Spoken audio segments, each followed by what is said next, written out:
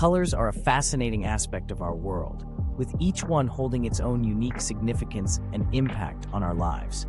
Did you know that the color red is associated with energy, passion, and action?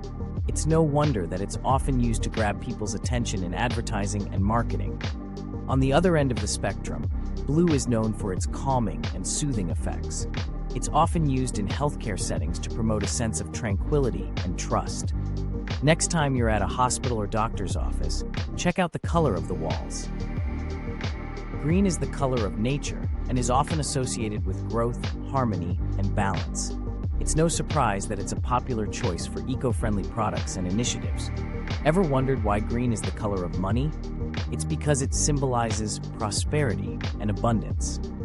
Yellow is the color of sunshine and happiness, evoking feelings of warmth and positivity. It's often used to create a sense of optimism and cheerfulness. For example, yellow is the most visible color from a distance, which is why it's often used for caution signs.